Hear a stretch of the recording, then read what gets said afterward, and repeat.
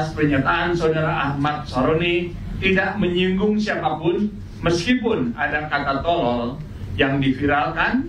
Dalam konteks pernyataan tersebut menjelaskan DPR RI tidak mungkin dibubarkan. Jawa Tengah 6. Selanjutnya disebut sebagai Teradu 3. Teradu 2. Nama Surya Utama SIP. Jenis kelamin laki-laki. Pekerjaan anggota DPR RI. Nomor anggota A500. Fraksi atau partai politik Partai Amanat Nasional. Daerah pemilihan DKI Jakarta 2. Benar? Selanjutnya disebut sebagai Teradu 3. Nama Eko Hendro Purnomo Esos. Jenis kelamin laki-laki. Pekerjaan anggota DPR RI. Nomor anggota A499. Benar, saudara? Fraksi atau partai politik Partai Amanat Nasional. Daerah pemilihan DKI Jakarta 1. Selanjutnya disebut sebagai Teradu 4. Nama Dr. Ahmad Saroni SE MIKOM. Jenis kelamin laki-laki. Pekerjaan anggota DPR RI. Nomor anggota A381. Fraksi atau partai politik Partai Nasional Demokrat. Daerah pemilihan DKI Jakarta 2. Benar. DKI Jakarta 3. Benar ya? DKI Jakarta 3. Selanjutnya disebut sebagai Teradu 5.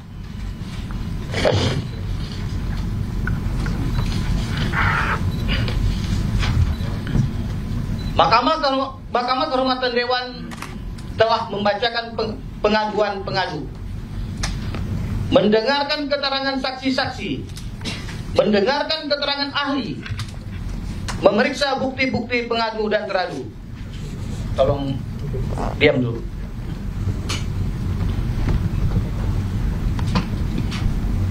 Memeriksa bukti-bukti pengadu dan teradu. 3. Tentang fungsi, tugas, dan wewenang Mahkamah Kehormatan Dewan dianggap dibacakan. Selanjutnya saya persilakan Yang Mulia Pak D. Uraian pengaduan nomor 1, bahwa para pengadu adalah perorangan dan kelompok sebagaimana yang dimaksud pasal 126 ayat 1 huruf C Undang-Undang nomor 13 tahun 2019 tentang perubahan ketiga atas Undang-Undang nomor 17 tahun 2014 tentang Majelis Permusyawaratan Rakyat, Dewan Perwakilan Rakyat, Dewan Perwakilan Daerah, dan Dewan Perwakilan Rakyat Daerah. Pasal 5 ayat 1 huruf C Peraturan Dewan Perwakilan Rakyat nomor 2 tahun 2015 tentang perubahan atas Peraturan Dewan Perwakilan Rakyat nomor 3 tahun 2025 tentang tata beracara Mahkamah Kehormatan Dewan yang menyatakan 1 dalam kurung pengaduan kepada Mahkamah Kehormatan Dewan dapat disampaikan oleh C. masyarakat secara perseorangan atau kelompok terhadap anggota DPR, pimpinan DPR, atau pimpinan alat kelengkapan DPR lainnya. Atas hal tersebut di atas, secara tegas para pengadu memiliki legal standing atau kedudukan hukum untuk mengajukan pengaduan sebagai masyarakat secara kelompok kepada Mahkamah Kehormatan Dewan. 2. bahwa menurut para pengadu, dugaan pelanggaran kode etik terhadap Tradu 1 akibat pernyataan yang keliru pada hari Selasa tanggal 19 Agustus 2025 di area Kompleks Parlemen Senayan, Jakarta Pusat. Sewaktu ditanya oleh tim media dengan menyatakan 3 juta rupiah itu sudah paling murah. Kalau dikalikan 1 bulan dianggap 26 hari mereka bekerja, berarti kurang lebih 78 juta rupiah. Mereka masih nombok. 3. Bahwa menurut para pengadu, Tradu 1 turut menyebut tunjangan beras untuk anggota dewan mencapai 10 juta rupiah dan naik menjadi 12 juta rupiah per bulan. Tunjangan bensin meningkat dari 3 juta rupiah menjadi 7 juta rupiah. Pernyataan itu langsung menyulut amarah publik. Peningkatan angka yang fantastis tersebut dianggap terlalu besar di tengah kondisi ekonomi rakyat yang sulit, PHK massal yang terjadi, dan kinerja lembaga legislatif yang selama ini jauh dari harapan rakyat. 4. Menurut para pengadu, Tradu 1 pada tanggal 19 Agustus 2025 dalam menanggapi isu kenaikan gaji dan tunjangan anggota DPR RI, Tradu 1 tidak berhati-hati dalam memberikan keterangan kepada media, di mana Tradu 1 memberikan keterangan dengan tidak didukung oleh data yang benar, sekalipun telah mengklarifikasinya pada tanggal 20 Agustus 2025, di mana Tradu 1 dalam klarifikasinya menyampaikan sebagai berikut. Memberikan klarifikasi terkait dengan kemarin beberapa hal yang saya salah memberikan data. Setelah saya cek di Kesekjenan, ternyata tidak ada kenaikan gaji maupun tunjangan beras. Tidak ada kenaikan itu dari tahun 2010 sebesar Rp200.000. Kurang lebih per bulan. Jadi itu saja klarifikasi saya sampaikan. Tidak ada kenaikan gaji, yang ada memang tunjangan rumah yang sudah dianggarkan pada tahun lalu itu karena rumah dialihfungsikan oleh kesekretariatan negara. Jadi anggota yang baru tidak mendapatkan rumah dinas dan diberikan tunjangan rumah. Jadi itu klarifikasi saya. Semoga ini tidak menimbulkan polemik. 5. Bahwa menurut para pengadu dengan pelanggaran kode etik terhadap Tradu 2 adalah karena Tradu 2 melakukan unggahan melalui media sosial milik Tradu 2 pada tanggal 20 Agustus 2025 dengan narasi Dewan itu tidak dapat rumah jabatan dikarenakan banyak sekali anggota dewan yang dari luar kota, maka dari itu banyak yang kontrakan di dekat Senayan supaya memudahkan mereka ke DPR. Saya aja yang tinggal di Bintaro, macetnya tuh luar biasa. 6. Bahwa menurut para pengadu, atas unggahan melalui media sosial, Tradu 2 disunting ulang oleh pihak yang tidak bertanggung jawab karena tidak peka terhadap kondisi ekonomi masyarakat serta dianggap memberikan persetujuan terhadap kenaikan gaji dan tunjangan anggota DPR RI. 7. Bahwa menurut para pengadu, dugaan pelanggaran kode etik terhadap Tradu 3 dan 4 atas tindakan melakukan joget pada saat sidang tahunan MPR RI dan sidang bersama DPR RI dan DPD RI yang kemudian disunting ulang oleh pihak yang tidak bertanggung jawab dengan narasi bahwa joget yang dilakukan oleh Tradu 3 dan 4 dianggap menyetujui kenaikan gaji dan tunjangan anggota DPR. 8. Bahwa menurut para pengadu, dugaan pelanggaran kode etik terhadap Tradu 5 atas ucapan Tradu 5 pada tanggal 22 Agustus 2025 yang menyatakan sebagai berikut. Mental orang tertolol sedunia. Catat nih, orang yang cuma mental bilangin bubarin DPR adalah orang yang paling tolol sedunia. Bubarin DPR. Kadang-kadang nih, ya masyarakat boleh kritik, boleh komplain, boleh caci maki, nggak apa-apa, kita terima. Tapi ada istiadat yang mesti disampaikan. Apakah dengan bubarkan DPR emang meyakinkan masyarakat bisa menjalani proses pemerintahan sekarang ini? Belum tentu. Maka jangan menyampaikan hal-hal seenaknya bubarin DPR. Jangan memang yang ngomong itu rata-rata orang yang nggak pernah jadi duduk di DPR. Kita boleh dikritik, mau dibilang anjing, babi, bangsat, nggak apa-apa. Mampus, nggak apa-apa. Tapi ingat bahwa kita selalu selaku wakil rakyat juga punya kerja-kerja, punya empati. Jangan merasa bahwa komplainan, silakan kritik, mau ngapain aja boleh. Tapi jangan mencaci maki berlebihan. Itu karena merusak mental. Mental manusia yang begini adalah mental orang tertolol sedunia. Catat nih, orang yang cuma mental bilang bubarin DPR itu adalah orang tolol sedunia. Kenapa kita ini memang orang pintar semua? Enggak, bodoh semua kita. Tapi ada tata cara kelola bagaimana menyampaikan kritik yang harus dievaluasi oleh kita. Kita memang belum tentu benar, belum tentu hebat, enggak. Tapi minimal kita mewakili kerja-kerja masyarakat yang mumpuni untuk teman-teman masyarakat semuanya. Jangan dikit-dikit DPR ngomongin masalah ini dihujat, nggak apa-apa. Mau hujat sampai mampus juga nggak apa-apa. Masih berdiri DPR-nya sampai kapanpun tidak akan berubah sama saja. 9. Bahwa menurut para pengadu, saat mayoritas rakyat menghadapi harga kebutuhan pokok yang mahal dan ketimpangan ekonomi kian melebar, justru muncul adalah kenaikan tunjangan dan gaji anggota dewan.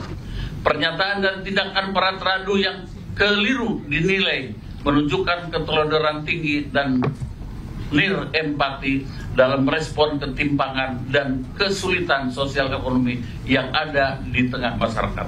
10. Bahwa menurut para pengadu, atas pernyataan data yang keliru kepada masyarakat, ucapan dan tindakan teradu 1, 2, 3, 4, dan 5 diunggah dan disebar di media sosial dengan waktu yang cepat sehingga turut memicu reaksi publik yang negatif dan menjadi bagian dari penyebab aksi unjuk rasa yang dilakukan oleh massa pada tanggal 25 sampai 31 Agustus 2025 lalu.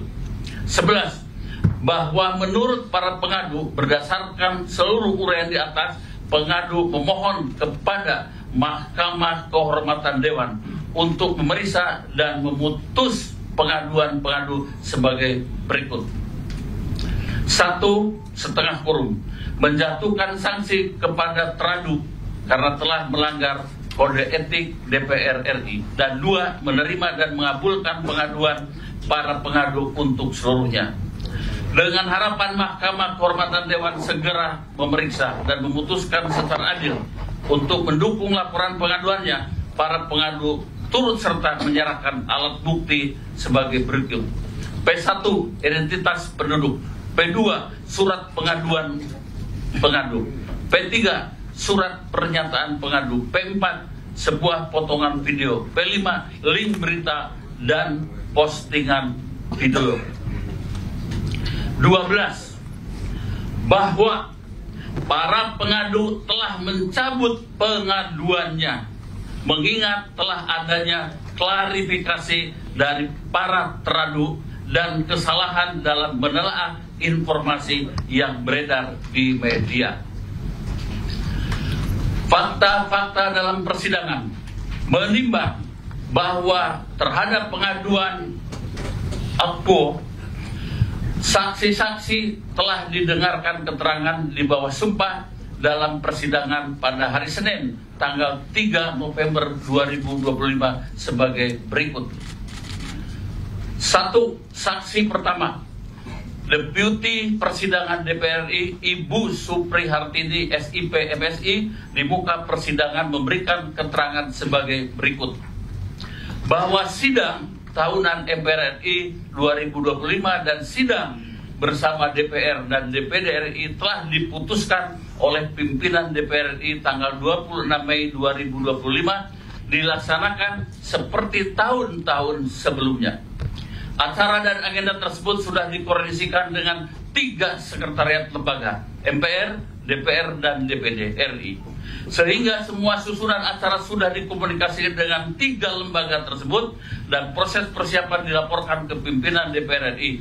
Bahkan dikomunikasikan dengan sekretariat negara dan kementerian terkait untuk komunikasi terkait agenda rapat tahunan tersebut. Bahwa penampilan pertunjukan di agenda sidang tahunan MPR 2025 dan sidang bersama DPR dan DPD RI mengacu kepada tahun-tahun sebelumnya tentang susunan acaranya. Bahkan pembawa musiknya sama dari Universitas Pertahanan. Untuk lagu-lagunya pun dikoordinasikan dengan pihak-pihak terkait. Bahwa dalam sidang tahunan MPR RI dan sidang bersama DPR RI dan DPD RI tanggal 15 Agustus 2025 tidak ada sama sekali pembahasan mengenai kenaikan gaji DPR. Bahwa sebelum pelaksanaan sidang telah dilakukan 2 kali latihan persiapan gladi kotor dan gladi bersih. Gladi kotor H-2 diikuti oleh semua pihak yang terkait dan gladi bersih tanggal 14 Agustus 2025 dan disaksikan oleh pimpinan MPR, DPR, dan DPD RI. Bahwa persembahan lagu daerah sudah dipersiapkan dan merupakan bentuk apresiasi dan penghargaan budaya daerah yang ditampilkan pada acara kenegaraan tersebut, termasuk acara sidang tahunan MPR RI dan sidang bersama DPR RI dan DPD RI, dan penampilan musik tampilan di akhir acara setelah semua prosesi sidang selesai. Bahwa Presiden Prabowo Subianto menyampaikan 2 materi pada agenda sidang tersebut. Yang pertama, kinerja lembaga-lembaga lain, dan kedua, pidato kenegaraan dalam rangka menyambut Hari Ulang Tahun Kemerdekaan Republik Indonesia yang mendapatkan apresiasi dan standing applause dari peserta sidang atas capaian dan pidato kenegaraan. Bahwa Orkestra Simfoni Praditya Wiratama dan Paduan Suara Nusantara Universitas Pertahanan sudah tampil di acara sidang tahunan dalam rangka HUT Kemerdekaan RI selama 3 tahun berturut-turut. Bahwa saksi selaku deputi persidangan dan kesekjenan menyayangkan dan menyesalkan acara kenegaraan itu disunting dan dinarasikan negatif serta tidak bersesuaian dengan fakta yang benar oleh oknum-oknum yang tidak bertanggung jawab, sehingga kami ke depan akan mengadakan evaluasi dalam upaya pencegahan agar hal-hal tersebut tidak terulang lagi di kemudian hari. 2. Saksi 2, Koordinator Orkestra Simfoni Praditya Wiratama dan Paduan Suara Nusantara Universitas Pertahanan di muka persidangan memberikan keterangan sebagai berikut.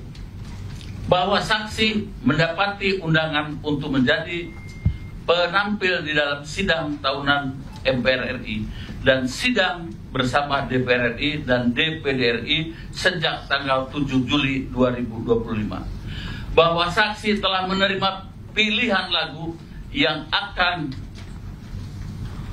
ditampilkan di dalam surat undangan yang diterima, yaitu lagu Sajojo dan Gemu Famile. Bahwa persembahan lagu daerah yang ditampilkan oleh Orkestra Simfoni Praditya Wiratama dan Paduan Suara Nusantara Universitas Pertahanan dimulai setelah rangkaian sidang ditutup. Bahwa Orkestra Simfoni Praditya Wiratama Universitas Pertahanan telah beberapa kali menjadi penampil dalam acara-acara kenegaraan. Bahwa selama saksi mengikuti jalannya sidang tidak pernah ada pembahasan dan pengumuman kenaikan gaji dan tunjangan anggota DPR RI.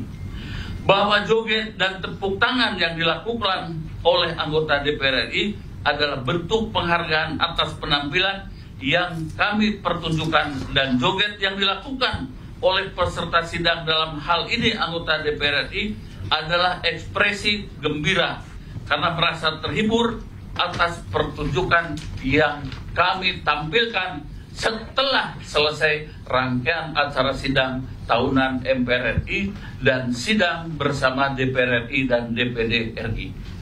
Bahwa dalam setiap penampilan dalam pertunjukan penonton sering berjoget dan ikut bernyanyi sebagai apresiasi atas penampilan kami, dan itu adalah hal yang wajar. Bahwa saksi menyayangkan ada narasi-narasi negatif dan hoax atas penampilan yang kami tampilkan saat sidang tahunan MPR RI dan sidang bersama DPR RI dan DPD RI. 3. Saksi 3, yakni Wakil Ketua Koordinator Wartawan Parlemen oleh Saudara Erwin Siregar, di muka persidangan memberikan keterangan sebagai berikut. Mohon izin Tuan, saya minum dulu. Masih semangatnya luar biasa. Masih kayak Taruna Akabri nih. Ini 25 ini. Haus. Kita nggak kasih minum. Oh iya, nggak kasih minum. Aduh.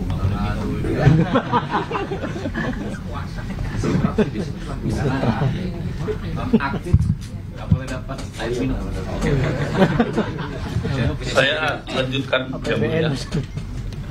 Bahwa saksi benar melakukan peliputan kegiatan sidang tahunan MPR RI dan sidang bersama DPR RI dan DPD RI pada 15 Agustus 2025 sampai dengan selesai. Bahwa saksi benar menyaksikan adanya apresiasi dan respon positif atas pidato kenegaraan yang disampaikan oleh Presiden Prabowo Subianto. Bahwa saksi ikut menyaksikan pertunjukan lagu daerah yang ditampilkan setelah selesai rangkaian acara sidang tahunan MPR RI dan sidang bersama DPR RI dan DPD RI oleh Orkestra Simfoni Praditya Wiratama dan Paduan Suara Nusantara Universitas Pertahanan, di mana lagu yang dibawakan bernada gembira, dan saksi melihat banyak anggota DPR yang berjoget, serta saksi juga turut ikut berjoget menikmati persembahan lagu daerah yang sedang berlangsung. Bahwa saksi berjoget sebagai bentuk apresiasi saksi karena memang pertunjukan yang ditampilkan setelah selesai rangkaian acara sidang tahunan MPR RI dan sidang bersama DPR RI dan DPD RI oleh Orkestra Simfoni Praditya Wiratama dan Paduan Suara Nusantara Universitas Pertahanan sangat bagus. Bahwa selama saksi mengikuti kegiatan sidang tahunan MPR RI dan sidang bersama DPR RI dan DPD RI pada 15 Agustus 2025 sampai dengan selesai, tidak ada pengumuman dari Presiden Prabowo Subianto tentang kenaikan gaji dan tunjangan anggota DPR RI. Bahwa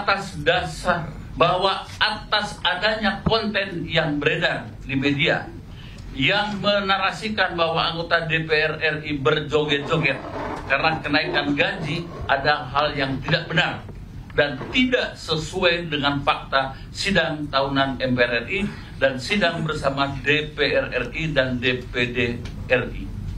Bahwa penampilan dari Orkestra Simfoni Praditya Wiratama dan Paduan Suara Nusantara Universitas Pertahanan dimulai setelah selesai rangkaian acara sidang tahunan MPR RI dan sidang bersama DPR RI dan DPD RI yang ditutup oleh Ibu Ketua DPR RI.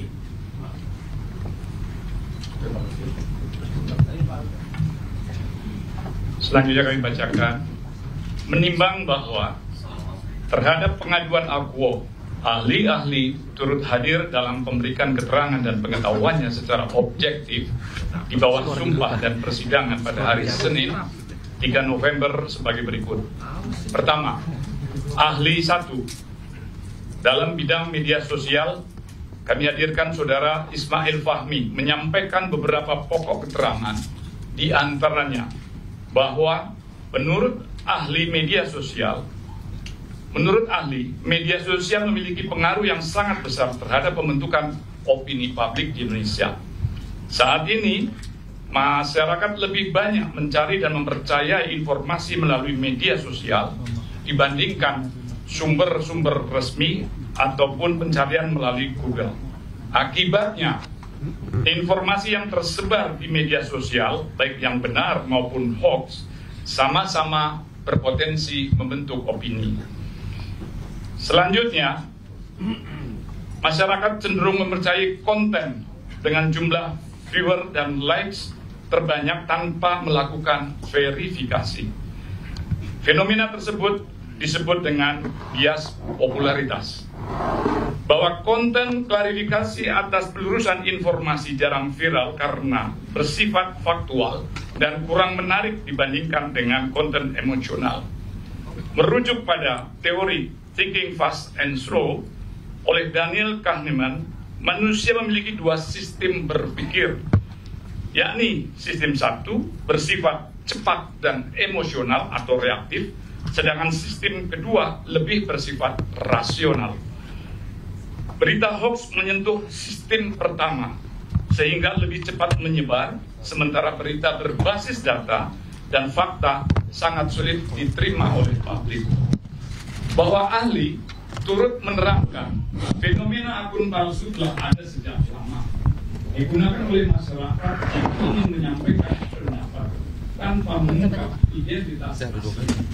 Sebelum tahun 2014, fenomena ini dikenal dengan istilah buzzer, yang awalnya buzzer ini bersifat positif, namun sejak masa politik 2014, peran buzzer telah bergeser dari semula positif menjadi negatif karena digunakan untuk menyerang pihak lain, lawan-lawan politiknya. Permintaan terhadap akun palsu semakin tinggi karena banyak individu menutupi identitas asli mereka. Akun-akun bodong tersebut kerap memicu kontroversi publik melalui komentar provokatif meskipun memiliki pengikut yang sedikit. Bahwa menurut ahli, buzzer memiliki dua klasifikasi, yaitu buzzer positif dan buzzer negatif. Buzzer positif berfungsi menyebarkan klarifikasi dan informasi yang bersifat konstruktif. Tetapi buzzer negatif digunakan untuk menggiring opini atau hoax atau narasi yang bersifat provokatif. Ahli menyatakan penyebaran konten negatif sering dimanfaatkan oleh pihak tertentu untuk mengendalikan opini publik. Bahwa ahli turut menjelaskan media sosial juga mengenal istilah troll, yaitu akun yang digunakan untuk perang informasi. Masyarakat tidak memahami peran buzzer ataupun troll, mudah termakan hoax ataupun isu dan ikut menyebarkan informasi palsu tersebut. Konten yang menjadi viral telah mengalami perubahan dari konteks awalnya. Video yang semula bersifat positif dan tidak menimbulkan reaksi negatif telah diubah atau digabung dengan proses editing dengan konteks lain sehingga menimbulkan persepsi yang berbeda. Fenomena tersebut dikenal dengan istilah framing, yaitu pembentukan narasi baru yang mengubah persepsi publik dan berpotensi menimbulkan gejala sosial. Ahli menilai perubahan konteks ini merupakan tindakan berbahaya karena dapat menggiring emosi masyarakat, menciptakan disinformasi. Bahwa ahli menyoroti peristiwa ini sebelum 25 Agustus telah muncul penggiringan opini terkait isu demonstrasi yang mulai terlihat sejak tanggal 10 Agustus di platform TikTok dan X atau Twitter. Narasi tersebut diarahkan kepada lembaga DPR tanpa adanya klarifikasi resmi, sehingga semakin viral dan sulit dikendalikan. Hal demikian menyebabkan sentimen publik tertinggi mengarah kepada lembaga DPR karena video dengan narasi berbeda memicu emosi masyarakat dan mempercepat penyebaran isu. ahli menegaskan bahwa analisis yang dilakukan tidak sampai pada identifikasi pembuat konten atau buzzer maupun influencer, melainkan hanya menganalisa akun yang pertama kali memposting tersebut. Bahwa ahli memberikan strategi dalam mengatasi permasalahan tersebut.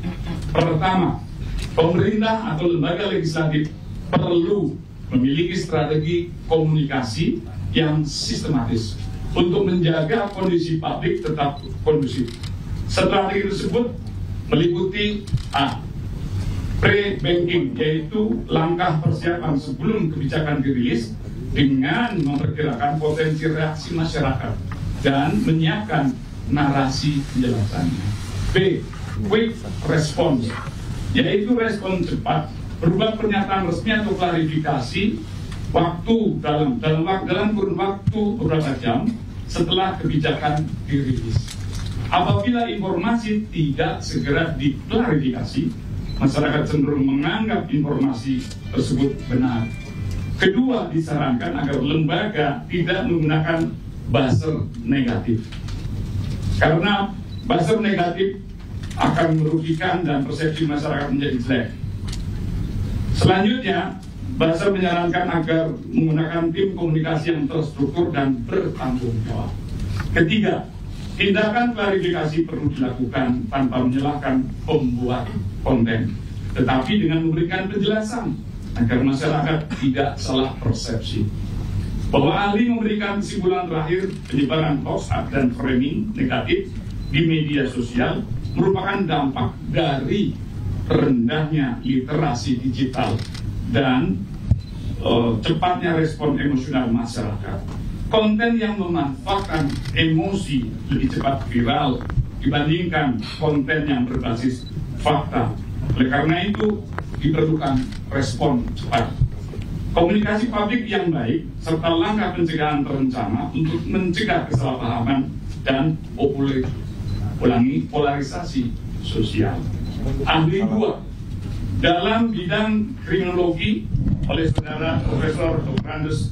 Adrianus Liasta Sembiring Meliala SA MSc PhD menyampaikan beberapa pokok keterangannya, di antaranya bahwa ahli memiliki bahwa ahli berpendapat perihal hoax adalah aksi yang dilakukan dengan sengaja, bahwa ada 4 hal yang perlu ditekankan.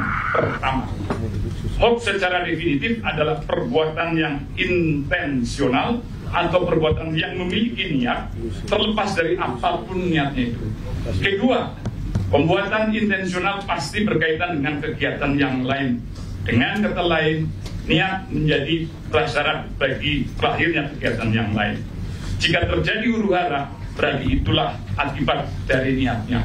Ketiga, jika kita menggunakan pendekatan luas dan pemasarakatan ada benarnya, tetapi bagi yang bersangkutan melakukan hoax dalam rangka mendapat perintah atau memenuhi harapan atau memenuhi kebutuhan dia sendiri, maka sebenarnya kegiatan tersebut adalah memancing dan mengakibatkan level bertanggung jawab. Tepatnya adalah ada kemungkinan pihak-pihak tersebut memiliki kemampuan untuk merealisasinya, untuk menjadi suatu harapan dan kejadian yang diingatkan. Pada satu kondisi, ada orang memiliki niat saja, tetapi tidak memiliki kemampuan untuk mencapai niatnya itu. Maka ahli dapat membayangkan jika seorang atau pihak tersebut memiliki niat, tujuan, dan kemampuan untuk merealisasikannya, tentu dia memiliki sumber daya yang luar biasa dan amat sangat rapi, sehingga dapat dikatakan sebagai kejahatan terorganisasi. Kejahatan kebencian tidak hanya secara formal dan material, tetapi lebih berbahaya adalah apabila dipelintir menjadi hoax, maka dapat menghancurkan bangsa dan negara. Bapak ahli turut mengutip pendapat Profesor Muladi, jika kita tidak yakin dengan kesiapan masyarakat terhadap suatu undang-undang, lebih baik tidak dijadikan undang-undang. Dalam konteks dunia digital, tampaknya kita berada pada situasi otoritas rendah yakni banyak kebiasaan yang tidak kita lakukan, banyak rambu-rambu yang dilanggar, dan sanksi pun dilewati. Maka ketika menghadapi masyarakat yang tingkat kesadaran digitalnya masih rendah, maka apakah sudah cukup kita menggunakan pendekatan undang-undang sebagai sesuatu yang kita anggap bisa menenangkan orang untuk tidak berbuat? Ahli berpendapat bahwa sosialisasi, penyuluhan, pendidikan, dan informasi tidak boleh berhenti dan dijalankan agar orang dapat disiplin dalam penggunaannya agar tidak melanggarnya. Pada saat titik sudah berada di otoritas yang cukup, maka regulasi dan sanksi baru kita gunakan. Pada saat kita memiliki undang-undang ITE, dari pihak lain sudah memiliki perilaku tersebut jauh sehingga memunculkan viktimisasi. Ahli berpendapat dan setuju hukum digunakan secara tegas tanpa pandang bulu. Ulangi, di sisi lain memunculkan populisme dari aparat penegak hukum atau APH dalam rangka melihat pembuat hoax dapat dimanfaatkan. Mediasikan dan restoratif justice itu tidak bagus dan membuat sinyal yang salah kepada pembuat hoax. Bahwa ahli menyatakan hoax memang berbahaya bagi keamanan negara, namun ada parameter dalam menilai ancaman dan keamanan negara. Sementara berkaitan dengan hal-hal pribadi dapat menggunakan pendekatan pidana umum, yaitu memberikan kewenangan kepada kepolisian dibanding menyerahkan kepada institusi lain yang lebih tinggi. Namun hoax sangat berkaitan erat dengan bekerjanya kognitif karena materi yang dibuat harus bisa diterima dan mampu menggerakkan kita untuk berbuat sesuatu. Maka pendekatan narasi, imbuhan gambar, dan audio yang di-editing yang cocok dengan pekerjaan intelek ini akan merubah kita pada dua hal, yakni pada level kognisi dan afeksi. Bahwa ahli menyatakan dalam hasanah kepustakaan ada situasi seperti di negara-negara lain yang disebut dengan limited loading down atau penjarahan terbatas. Misalnya ada 10 rumah, tapi rumah ini yang dijarah. Di balik limited loading memang ada penjarahan yang ditarget, direncanakan dan dipersiapkan, bukan penjarahan yang bersifat spontan. Dalam kasus ini saya tidak tahu siapa yang melakukannya. Dari video-video tersebut dapat mempengaruhi putusan orang atau beberapa orang untuk kemudian melakukan penjarahan. Baik itu ada godaan, intuisi, atau uang. Saya menduga dengan cukup adalah ada rasa kolektif, ada perasaan bersama yang muncul di tengah-tengah masyarakat dan mengena kelompok menengah ke atas. Seperti kita lihat dengan intelektual yang cukup tinggi, yakni ada perasaan tidak adil. Tujuan dari video tersebut adalah menciptakan sense of injustice dan menimbulkan tindakan. Kehadiran video-video yang muncul 1 bulan terakhir dengan aneka versinya menghadirkan triggering atau mencetus semacam ajakan untuk melakukan sesuatu perbuatan atau tindakan tanpa ada belief atau feeling yang tanpa ada belief atau feeling tidak akan efektif. Dengan adanya triggering merupakan one step closer sebagai perbuatan yang disusun. Bahwa ahli menyatakan kejadian di bulan Agustus tersebut merupakan kategori target and selected, artinya bukan kejadian spontan. Selain itu, pembuat video tidak mungkin dilakukan oleh orang awam, pasti ada jam terbang di dalamnya. Bahkan lebih dari itu, diperlukan seni dan keterampilan untuk memadukan narasi, gambar, audio maupun mengaduk-aduk feeling agar mengena ketika dilontarkan pada hari dan jam ini akan viral atau tidak dibandingkan saya posting 2 hari yang lalu. Hal tersebut dapat disimpulkan pada 3 hal. Pertama, ada niat dan intensional. Kedua, sengaja. dan ketiga, terencana dalam arti harus menyiapkan akses, bukan perbuatan yang spontan.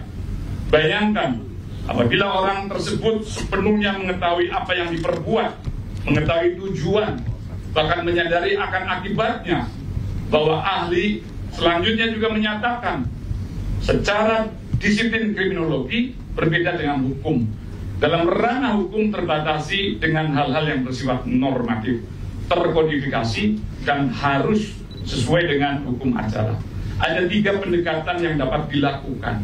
Pertama, ada niat jahat dalam hukum atau mens rea, namun sebetulnya dapat lebih luas konteksnya dengan orang dapat mempelajari, memodelkan, dan berasosiasi kejahatan.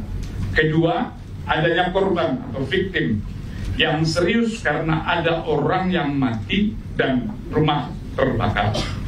Bagi kriminologi, ketika tidak atau belum ada suatu korban serius, maka kita berpikir bahwa kejahatan itu berangkat dari struktur sosial yang ada di tengah-tengah masyarakat. Pasti ada nilai-nilai yang mendukungnya. Maka kami percaya dengan pendekatan adab, mediasi, restoratif justice ketimbang memasukkannya pada satu jalur di pidana. Ketiga, berkaitan dengan pengawasan, bahwa kehadiran kepolisian membuat kita tidak mau berbuat karena ada kontrol. Maka ketika kontrol hilang, maka potensi berbuat menjadi aktual pun dengan persoalan buzzer atau akun anonim jika ada niat yang ingin dilakukan oleh seseorang tertentu tanpa menggunakan nama aslinya. Ahli menampilkan data penanganan disinformasi, fitnah, dan kebencian atau sering kita kenal dalam istilah DFK oleh Komdiji yang memang memperlihatkan besarnya kasus DFK yang ditangani. Untuk selengkapnya ujaran ataupun disinformasi, fitnah, dan kebencian itu tercantum di dalam label yang tidak lepas dari keputusan perkara ini. Ini memperlihatkan bahwa DFK memang musiman. Ada kalanya banyak pesanan, ada kalanya tidak. Ada kalanya banyak hal yang bisa menjadi DFK, ada kalanya juga tidak. Bahwa ahli memberikan kesimpulan terakhir yang menyatakan serangkaian peristiwa itu merupakan perbuatan kriminal, namun belum tentu terbukti secara hukum. 3. Ahli 3 dalam bidang hukum, Saudara Profesor Dr. Satya Arinanta SH.MH menyampaikan beberapa pokok-pokok keterangan yang pada intinya sebagai berikut. Bahwa ahli menyoroti peristiwa Saudara Profesor Dr. Satya Arinanta SH.MH menyampaikan beberapa pokok-pokok keterangan yang pada intinya sebagai berikut. Bahwa ahli menyoroti peristiwa yang terjadi 19 Agustus 2025. Setelah rapat, Saudara Adis Kadir ditatangi oleh kelompok pada tanggal 20 Agustus. Saudara Adis langsung memperbaiki kekeliruan itu dan disampaikannya kepada masyarakat sekaligus menyampaikan permohonan maaf. Bahwa menurut pandangan ahli, pernyataan kekeliruan oleh Saudara Adis Kadir mengenai tunjangan beras, transportasi yang telah diralat langsung keesokan harinya karena terdapat salah penghitungan, itu tidak termasuk ke dalam pelanggaran etik karena tidak mengandung unsur penghinaan kepada masyarakat, namun hanya menjelaskan secara transparan bahwa adanya kenaikan tunjangan beras, transportasi, dan rumah. Menurut ahli, hal tersebut merupakan suatu hal yang wajar. Merupakan suatu hal yang wajar dilakukan oleh seorang anggota DPR sebagai bentuk pertanggungjawaban. Hanya saja karena video kekeliruan tersebut diulang-ulang terus oleh media massa sehingga menimbulkan polemik yang berlebihan akibat slip of the tongue yang dilakukan oleh Saudara Adis Kadir. Bahwa menurut ahli video, bahwa menurut hemat ahli mengenai video Saudari Nafa Ubah yang beredar terkait mengeluhkan kemacetan yang dirasakan dalam perjalanan dari Bintaro menuju kantor DPR Senayan tidak melanggar etik, dan Saudara Nafa Ubah telah membuat klarifikasi dan permintaan maaf juga kepada masyarakat.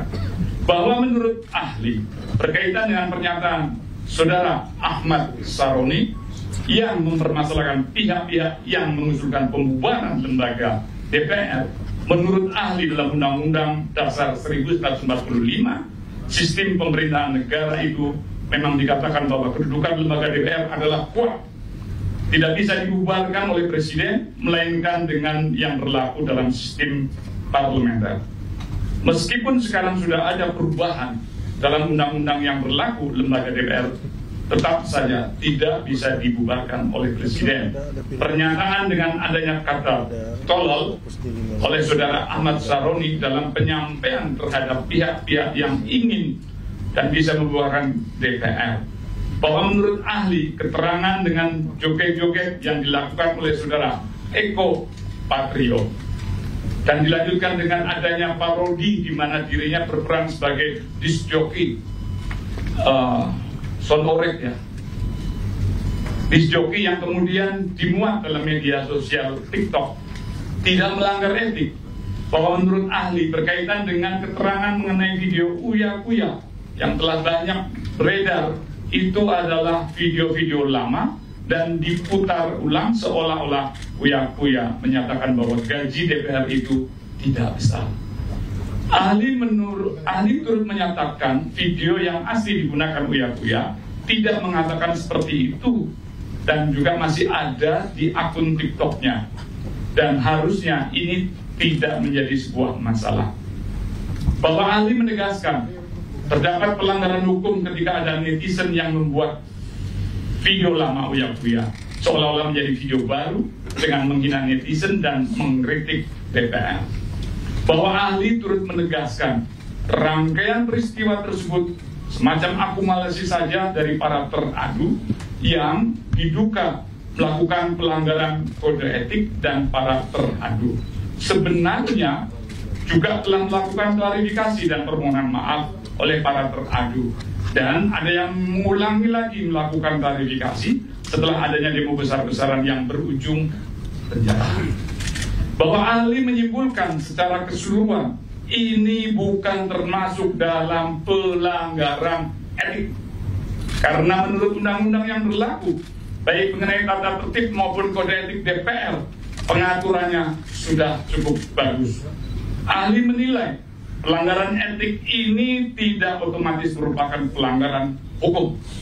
Namun jika pelanggaran hukum sudah pasti terjadi, maka itu termasuk pelanggaran etik secara teoritis.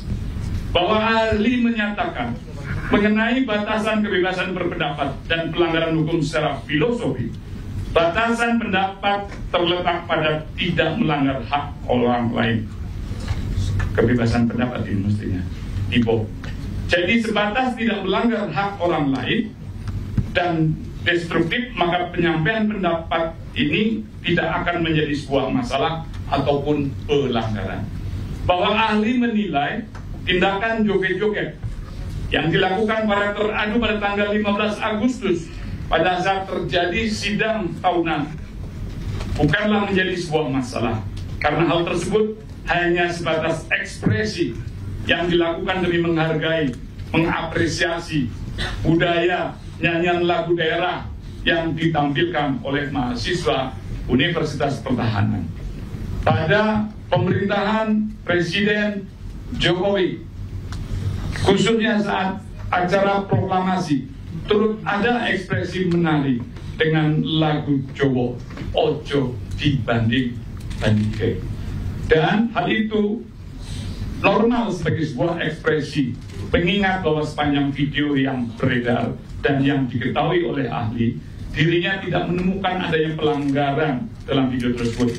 Bahwa ahli memberikan kesimpulan terakhir, apabila aduan telah dicabut oleh pengadu, maka para teradu, ulangi, bahwa ahli memberikan kesimpulan terakhir, apabila aduan telah dicabut oleh para pengadu terhadap teradu, maka perkara pengaduan dianggap tidak ada. Pembacaan selesai, dilanjutkan berikutnya. 4. ahli 4 dalam bidang sosiologi oleh saudara Dr. Andes Trubus Rahadiansah MSSH MH menyampaikan beberapa pokok keterangan diantaranya bahwa ahli menyatakan peristiwa berjoget pada sidang tahunan MPR, DPR, DPD RI setelah selesainya rangkaian acara sidang tahunan MPR RI dan sidang bersama DPR RI dan DPD RI pada tanggal 15 Agustus 2025 melambangkan atau menyimpulkan situasi dalam perayaan kemerdekaan dengan bentuk ekspresi oleh anggota dewan yang menunjukkan suasana atas reaksi gembira dalam menyambut kemerdekaan. Selanjutnya, dalam hal ini ahli menjelaskan dalam ilmu sosiologi secara etimologi sosial adalah teman, logos adalah ilmu. Maka ilmu berteman menggambarkan suasana kebatinan dan solidaritas merayakan 17 Agustus sebagai Hari Kemerdekaan Republik Indonesia. Bahwa ahli memandang pernyataan saudara Adis Kadir dalam merespon atas pertanyaan wartawan tentang isu tunjangan DPR yang salah hitung dan data kemudian diklarifikasi menurut ahli dalam ilmu sosiologi, hal tersebut bukanlah suatu pelanggaran karena pernyataan tersebut bagian dari tupoksinya, tugas pokok dan fungsi sebagai anggota dewan menyampaikan informasi kepada masyarakat. Bahwa menurut ahli, fenomena masyarakat sekarang memasuki era society 5.0, yakni masyarakat digital dan bermedia sosial yang mana sangat mudah dalam memanipulasi data dan informasi dengan maksud tertentu yang bertujuan untuk menyesatkan publik. Era society 5.0 membutuhkan masyarakat yang cerdas. Namun di Indonesia masyarakatnya masih konvensional dan sebagian memiliki pandangan global, sehingga persepsi atas pernyataan Bapak Adis Kadir dipersepsikan sebagai positif, kemudian menjadi negatif karena dimanipulasi.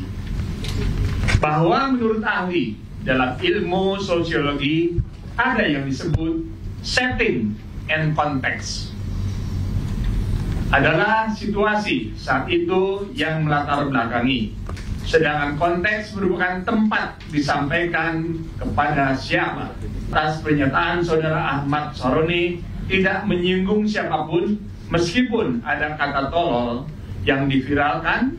Dalam konteks pernyataan tersebut menjelaskan DPR RI tidak mungkin dibubarkan karena sistemnya bukan parlementer.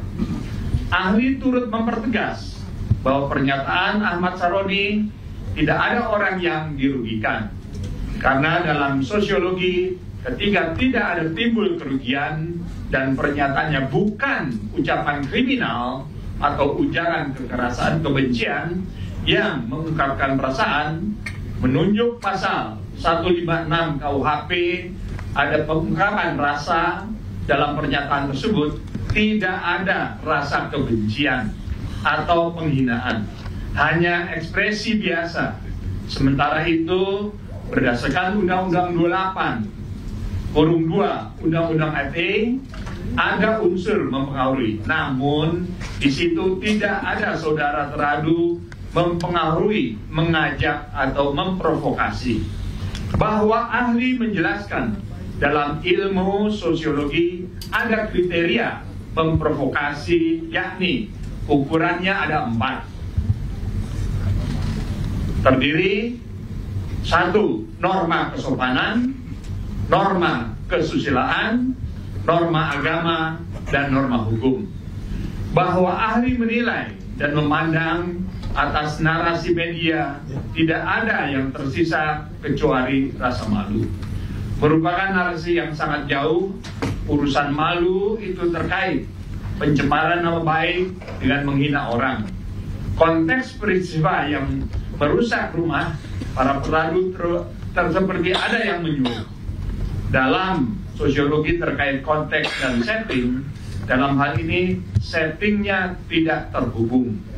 Karena kalau mau merusak, yang merusak orang sekitarnya, dan faktanya yang merusak adalah orang luar. Kemudian dipertegas saksi bahwa narasi tersebut menyiratkan bahwa Ahmad Saroni dipermalukan orang dalam konteks sosiologi hukum itu, mempermalukan orang masuk kategori dihina, dan teradu bisa melaporkan orang-orang yang menghinakan tersebut karena telah merusak reputasinya atau merusak rumah tangganya maupun harta.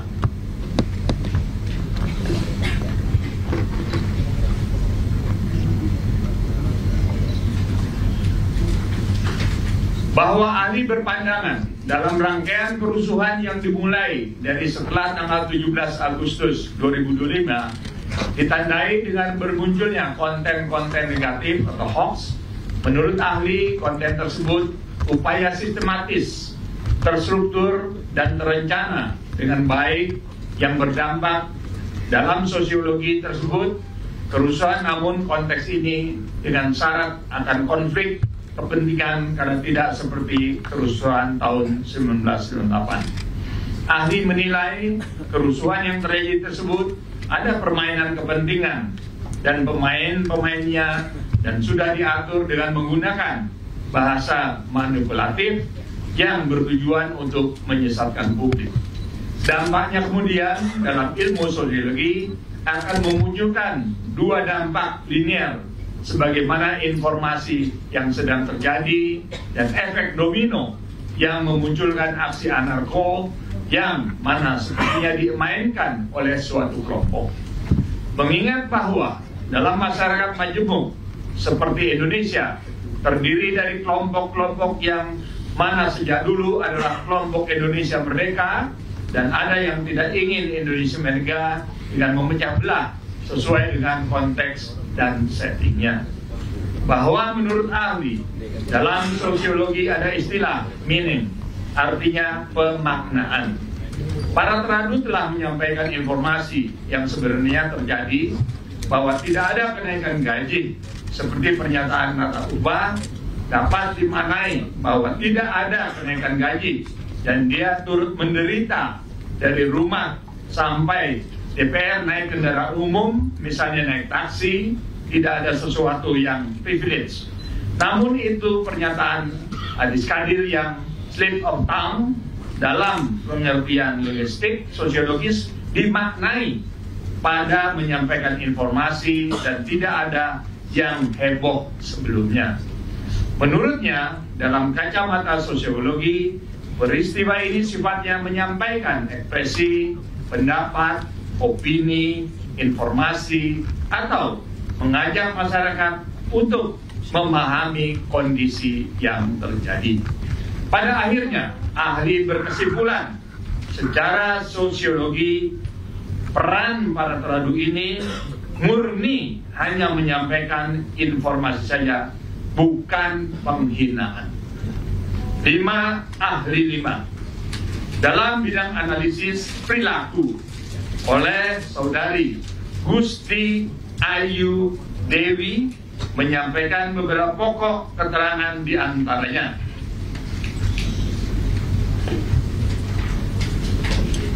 Bahwa ahli menilai analisis perilaku harus dilakukan berdasarkan konteks munculnya perilaku tersebut. Misalnya anggota DPR RI berjoget-joget pada tanggal 15 Agustus dalam ruangan sidang DPR, berdasarkan konteks joget-joget tersebut dilakukan dalam sidang tahunan untuk menyambut dan memeriahkan peringatan kemerdekaan RI yang riang gembira dan bentuk apresiasi terhadap penampilan lagu dari mahasiswa Universitas Pertahanan. Berdasarkan analisis tersebut, joget-joget yang terjadi bukan karena kenaikan gaji sebagaimana yang diberitakan dalam sosial media. Bahwa menurut ahli, sekarang kita masuk era masyarakat 5.0 di mana muncul interaksi digital dalam kehidupan masyarakat dengan menggunakan AI. Kita bisa melacak reaksi-reaksi yang muncul dari perilaku berdasarkan digital. Apakah perilaku tersebut organik dengan spontanitas atau terstruktur atau direncanakan? Perilaku manusia muncul karena konteks sebab akibat. Munculnya hoax dalam kasus ini menurut ahli analisis perilaku bisa dilacak karena perilaku joget-joget tersebut terjadi pada tanggal 15 dan menjadi viral setelah tanggal 19 Agustus. Berdasarkan konten media sosial yang dimunculkan ke publik menandakan bahwa berita hoax ini telah direncanakan, bukan alami dan organik. Bahwa menurut ahli, dalam dunia digital, cara menunggangi perilaku masyarakat adalah dengan menyebarkan hoax atau disinformasi, fitnah, dan kebencian yang sengaja dibuat untuk menunggangi emosi masyarakat. Ini juga terjadi di negara-negara luar negeri dan beberapa negara maju, sekalipun seperti Amerika. Perilaku masyarakat ditentukan oleh ranah digital. Media sosial dan algoritma memainkan peranan kunci untuk mengaplikasi emosi dan men-trigger perilaku tertentu. Bahwa menurut ahli, dalam konteks ketahanan nasional, menunggangi emosi masyarakat untuk tujuan perilaku tertentu telah menjadi ancaman serius bagi negara. Karena sekarang orang telah melakukan perang kognitif. Kenapa kognitif? Karena perilaku manusia dibentuk oleh pemikiran, merespons dengan emosi dan menindaklanjuti emosi dengan perilaku, sehingga segala sesuatu muncul dalam pikiran. Pikiran muncul dari apa yang dilihat dan didengar, dari berita dan narasi yang membawa emosi tertentu seperti emosi kemarahan dan kebencian. Kalau yang dilihat dan dibaca adalah emosi kebencian, maka akan muncul perilaku yang merusak. Bahwa menurut ahli terkait dengan munculnya berita-berita hoax dapat dilacak melalui efek bola salju, snowball. Sebuah berita yang organik tidak mungkin mendapat respon yang seragam. Kalau ada kesamaan berita, kesamaan respon, atau munculnya kesamaan yang lain, maka hal ini dapat disebut telah direncanakan. Bahwa menurut ahli batasan ekspresi tergantung pada konteks dan kesesuaian waktu. Analisis perilaku selalu tidak bisa dilepaskan dalam analisis konteks. Apakah ekspresi menimbulkan keresahan sosial dikembalikan kepada konteksnya dan kesesuaian waktu. Dalam dunia digital, segala sesuatu yang diunggah di media sosial, jika dikeluarkan dalam waktu yang tidak tepat, akan memunculkan masalah baru. Menimbang bahwa Mahkamah Kehormatan Dewan telah menerima dan mendengarkan keterangan dan pembelaan serta memeriksa alat bukti dari pengadu dan teradu atas apa yang menjadi pokok perkara. Menimbang bahwa berdasarkan rangkaian penyelidikan, pemeriksaan alat bukti, dan fakta-fakta persidangan yang dihubungkan dengan ketentuan yang termuat dalam Undang-Undang MD 3 dan Kode Etik DPR RI, Mahkamah Kehormatan Dewan berpandangan bahwa ucapan dan atau pernyataan serta tindakan para teradu telah melanggar dan atau melalaikan ketentuan yang termuat dalam pasal 81 Undang-Undang Nomor 2 2018 tentang perubahan kedua atas Undang-Undang Nomor 17 2004 tentang NPR, DPR, DPRD dan DPRD junto pasal 2 ayat 2 dan 4, junto pasal 3 ayat 4, junto pasal 5 ayat 2, junto pasal 9 ayat 1 Peraturan DPR RI nomor 1 tahun 2015 tentang kode etik sebagai konsekuensinya. Tentunya teradu tidak berhak mendapatkan hak keuangan sebagai anggota DPR RI selama periode nonaktif. Pertimbangan Mahkamah Kehormatan Dewan bahwa setelah mendengar saksi-saksi dan ahli-ahli yang hadir dalam persidangan, Mahkamah Kehormatan Dewan menyampaikan pertimbangan sebagai berikut.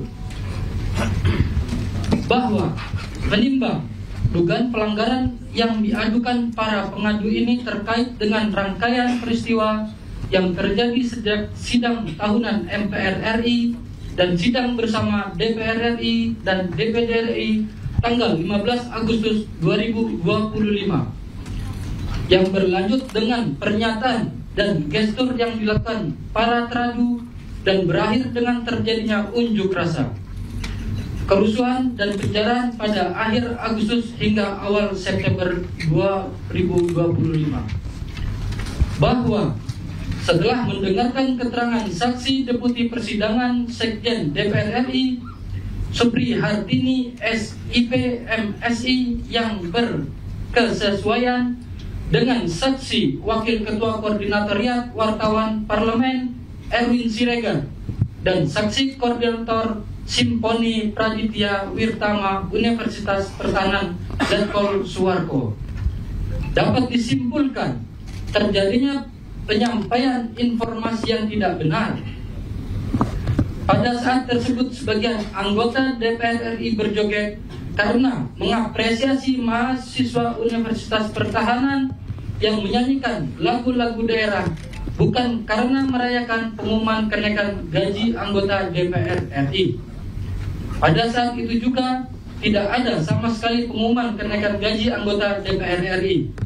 Mahkamah berpendapat informasi yang tidak benar yang disebarkan oleh pihak yang tidak bertanggung jawab seolah-olah anggota DPR RI berjoget merayakan kenaikan gaji telah menimbulkan kemarahan publik kepada DPR, termasuk kepada para teradu. Bahwa menurut keterangan ahli kriminologi Profesor Dr. Andes Adrianus Aliasta Sembiring Meliala MSc MSc, ahli sosiologi Dr. Andes Trubus Rahardiansa MS SHMH, ahli media sosial Ismail Fahmi, ahli hukum Profesor Dr. Satya Arinanto SHMH, ahli analisis perilaku Gusti Aju Dewi yang berkesesuaian satu sama lain. Mahkamah berpendapat bahwa informasi yang tidak benar tersebut dan tersebar luas telah menimbulkan persepsi yang salah dari masyarakat kepada para teradu. Bahwa mengingat para pengadu sudah mencabut aduannya, Mahkamah berpendapat bahwa semakin terang dan jelas jika hal ihwal yang diadukan para pengadu dilatar belakangi adanya berita bohong yang diterima para pengadu.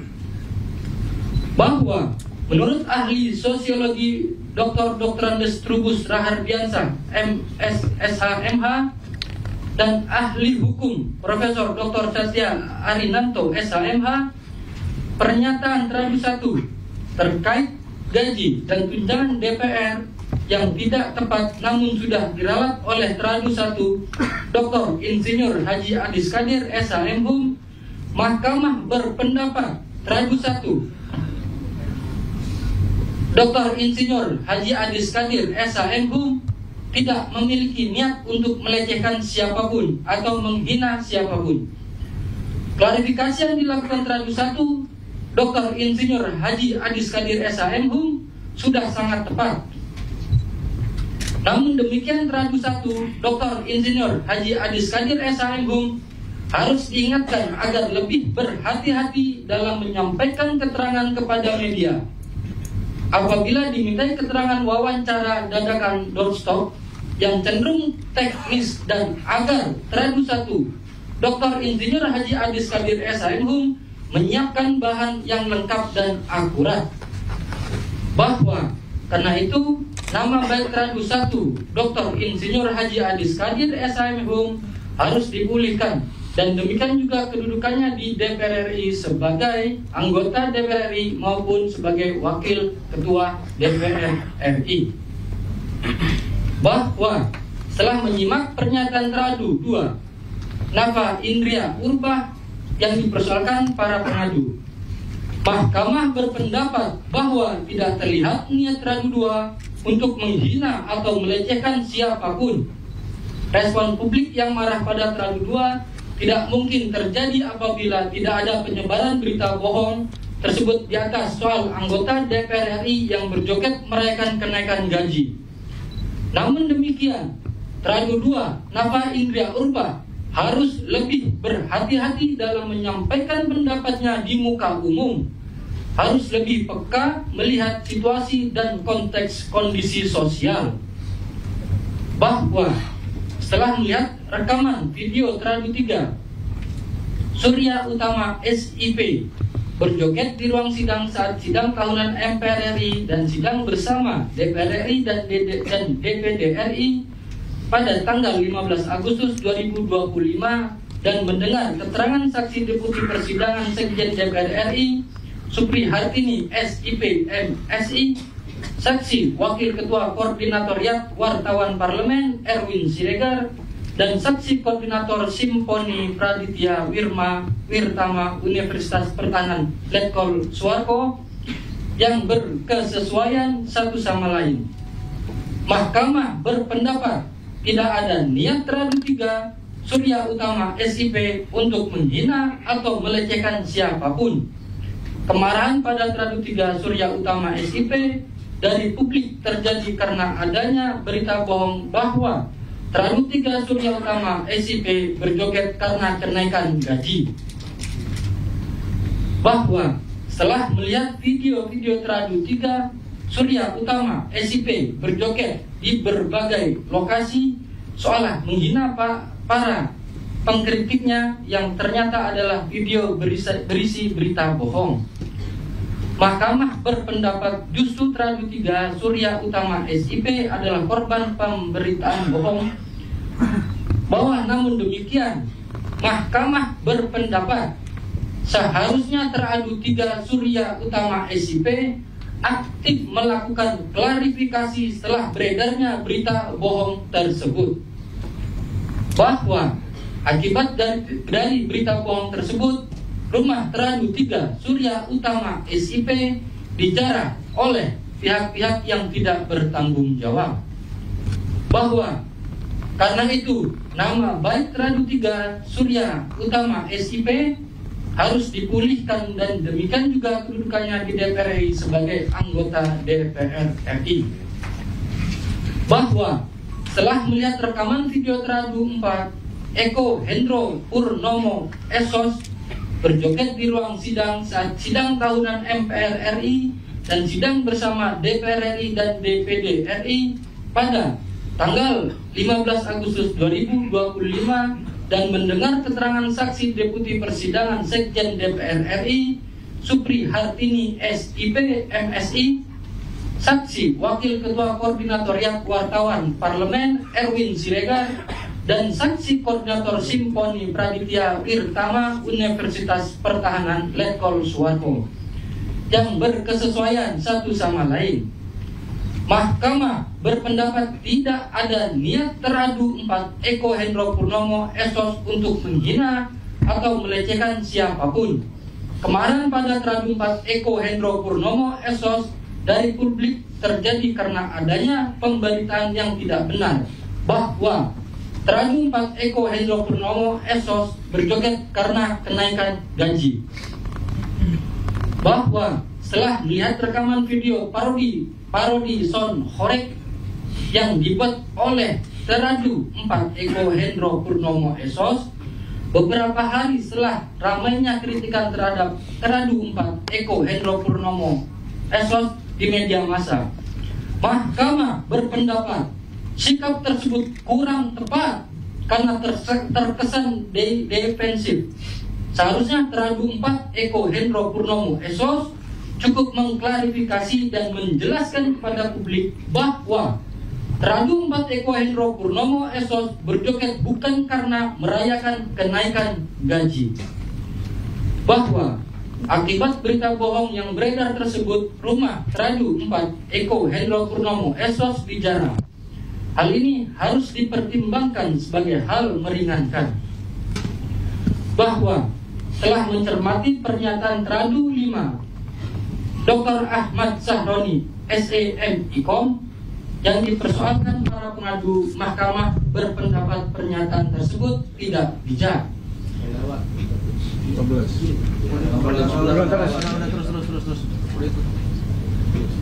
Seharusnya teradu 5 Dr. Ahmad Sahroni SEM IKOM menanggapi dengan pemilihan kalimat yang pantas dan bijaksana, tidak menggunakan kata-kata yang tidak pas. Bahwa akibat berita bohong yang beredar tersebut, rumah teradu 5 Dr. Ahmad Sahroni SEM IKOM dijarah. Hal ini harus dipertimbangkan sebagai hal yang meringankan.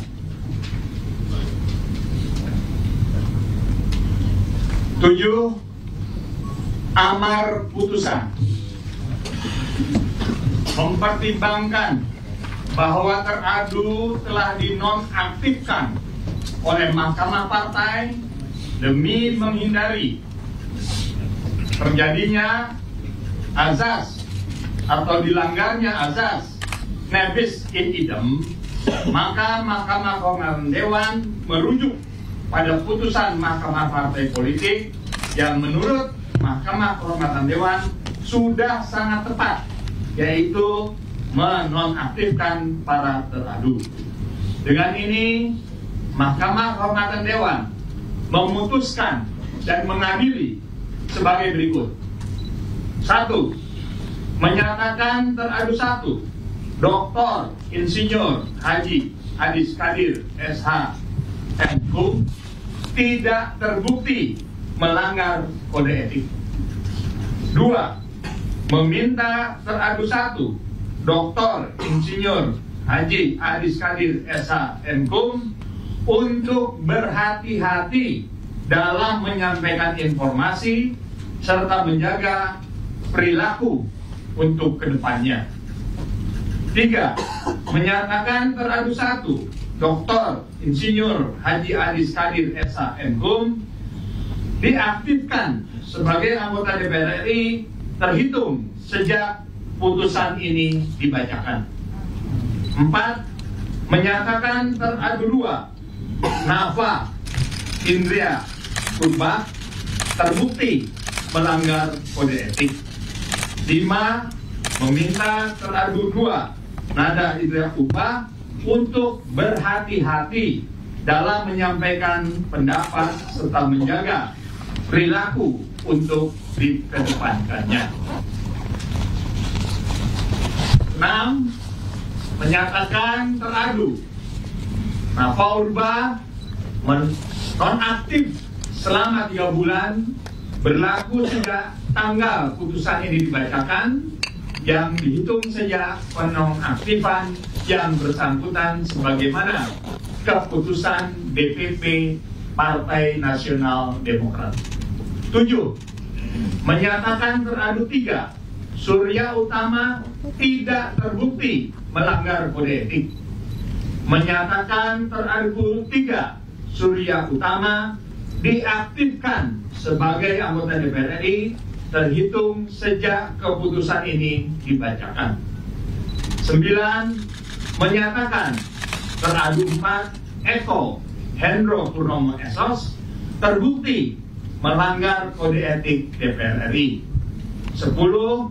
Menghukum teradu 4 Eko Hendro Purnomo SOS nonaktif selama 4 bulan berlaku sejak tanggal putusan ini dibacakan, yang dihitung sejak penonaktifan yang bersangkutan sebagaimana keputusan DPP Partai Amanat Nasional. 11. Menyatakan teradu 5 Dr. Ahmad Sahroni SE MIKOM terbukti telah melanggar kode etik DPR RI. 12. Menghukum teradu 5 Dr. Ahmad Sahroni SE MIKOM nonaktif selama 6 bulan berlaku sejak tanggal putusan ini dibacakan yang dihitung sejak penonaktifan yang bersangkutan sebagaimana keputusan DPP Partai Nasional Demokrat. 13. Menyatakan teradu 1, teradu 2, teradu 3, teradu 4, dan teradu 5 selama masa penonaktifan tidak mendapatkan hak keuangan. Putusan ini diterapkan dalam rapat permusyawaratan Mahkamah Kehormatan Dewan pada hari Rabu 15 November 2005 yang dihadiri oleh pimpinan dan anggota Mahkamah Kehormatan Dewan, dibacakan dalam sidang Mahkamah Kehormatan Dewan pada hari Rabu tanggal 5 November 2005 serta menghasilkan putusan final dan mengikat sejak tanggal dibacakan. Ketua Haji Nasaruddin Rekam SIP,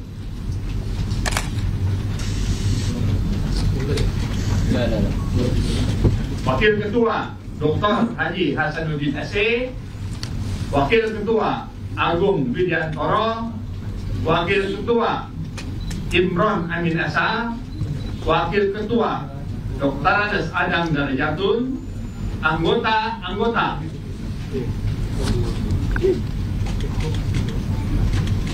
Julian Dunhar SMH,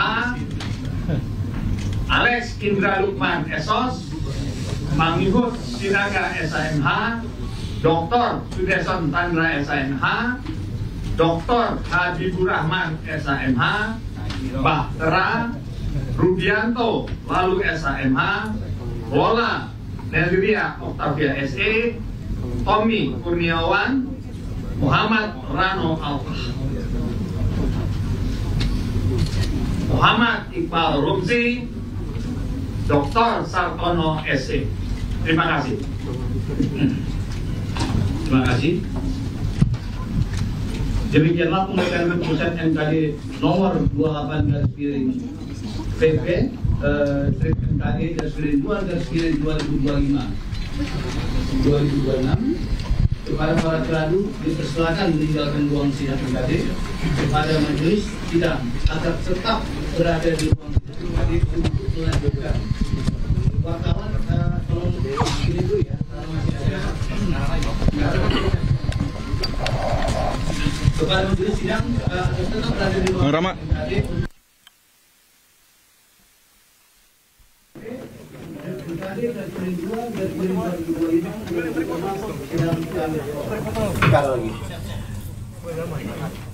Kepada majelis sidang agar tetap berada di ruang sidang MKD untuk melanjutkan. Baik, yaitu dia pemirsa hasil sidang putusan etik Sahroni CS terhadap 5 teradu. Sidang kami skor. Di mana tadi telah diputuskan dari hasil rapat, MKD memutuskan bahwa Adis Kadir ini tidak melanggar kode etik, namun kedepannya harus berhati-hati dalam berpendapat. Sementara Nafa Urba terbukti melanggar kode etik dan diimbau juga harus hati-hati kedepannya dalam menyampaikan pendapat. Dan Nafa Urba dihukum atau dinonaktifkan selama 3 bulan semenjak putusan MKD. Sementara Uya Kuya tidak terbukti melanggar kode etik dan juga dinonaktifkan sebagai anggota DPR semenjak putusan. Sementara Eko Patrio dinilai melanggar kode etik, di mana dinonaktifkan selama 4 bulan sejak keputusan dibacakan. Lalu Ahmad Sahroni juga terbukti melanggar kode etik dan Ahmad Sahroni dinonaktifkan selama 6 bulan berlaku sejak putusan dibacakan. Dan MKD juga tadi menyampaikan di mana 5 teradu ini selama masa nonaktif tidak mendapat hak keuangan.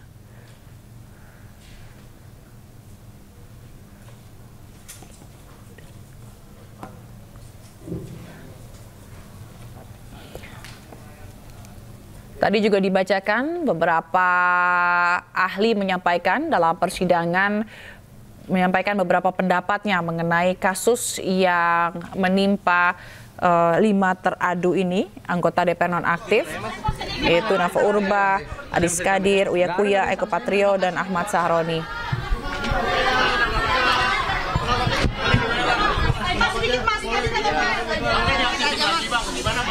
Ya, kita hargai keputusan dari MKD dan saya menerima dan ya seperti yang tadi dilihat itu aja. Ya.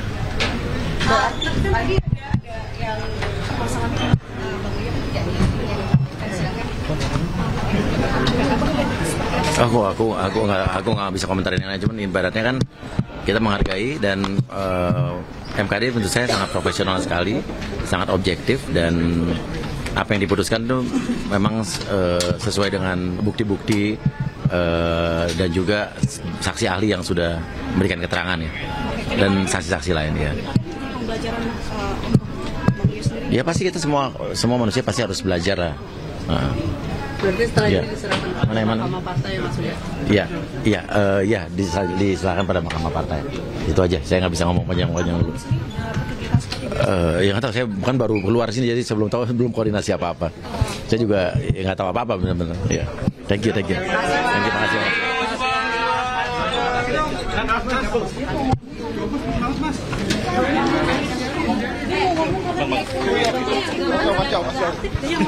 Apaan?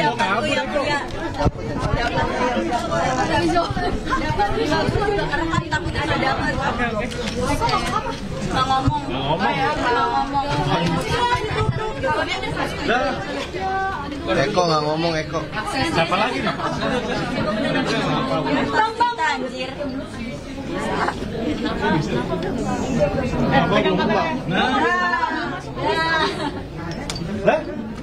Oh, lihat belakang. Iya, sana bentar. Ya, yang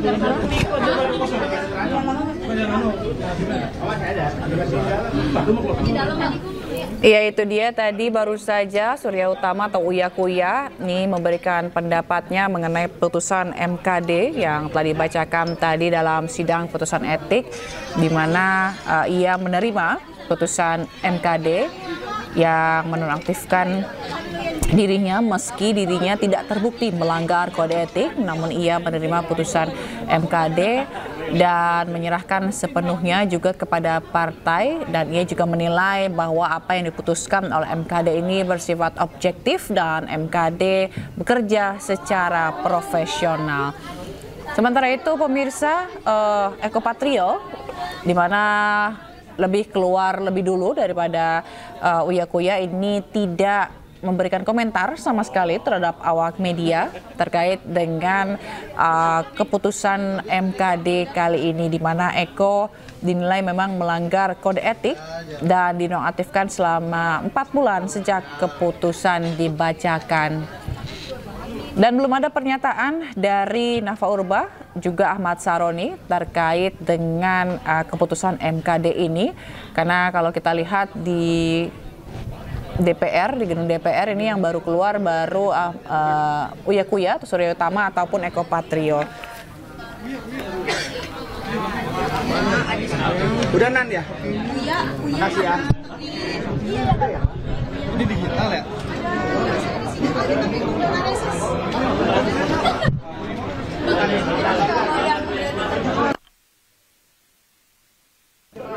Bang, itu selama 3 bulan sama 6 bulan. Si Sahroni 6 bulan, kalau nggak salah ya.